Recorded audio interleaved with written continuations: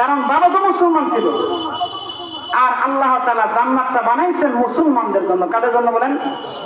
আল্লাহ বলেন, ইয়া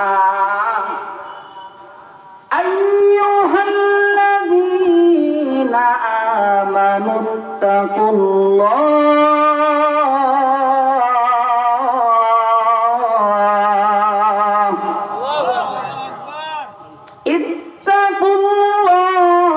ইত্তাকুল্লাহা হাক্কা তুকাতিহি ওয়া লা তামুতুন্না ইল্লা ওয়া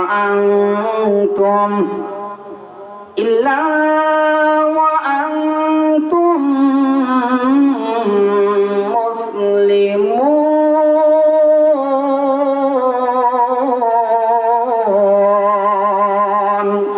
আমার আল্লাহ বলেন, এ দুনিয়ার মানুষেরা শুনে নাও, এর দুনিয়ার ইমানদার শুনো, তোমরা আমি আল্লাহকে ভালোভাবে ভয় করো, প্রকৃতপক্ষে ভয় করো।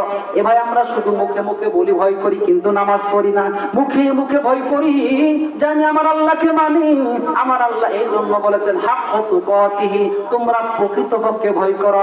যার দিলের মধ্যে আল্লাহর ভয় আছে, তার দ্বারা এমন কোনো অন্যায় হতে পারে না যেটা আমার আল্লাহ নারাজ হয়। এ ভাই নামাজ না পড়লে আল্লাহ নারাজ হয়। এ ভাই রোজা না রাখলে আল্লাহ নারাজ হয়। সুদ খেলে আল্লাহ নারাজ হয়। ঘুষ খেলে আল্লাহ নারাজ হয়। মিথ্যা বললে আল্লাহ নারাজ হয়। বিবিকে বেপরদায় ঘুরালে আল্লাহ নারাজ হয়। মেয়েকে বেপরদায় ঘুরালে আল্লাহ নারাজ হয়। নিজে বেপরদায় ঘুরলে আল্লাহ নারাজ হয়। যার দিলের মধ্যে আল্লাহর ভয় আছে, যার দিলের মধ্যে আল্লাহর ভয় আছে, জাহান্নামের ভয় আছে, তার দ্বারা কখনো এরকম অন্যায় হতে পারে না। আল্লাহর জন্য বলেন, ওই দুনিয়ার ইমানদাররা শুনো, তোমরা আমি আল্লাহকে ভালোভাবে ভয় করো, প্রকৃতপক্ষে ভয় করো, এবং মুসলমান না হয়ে ময়ূর না। মুসলমান অর্জন করা লাগবে। মুসলমানের কি করা লাগবে বলেন?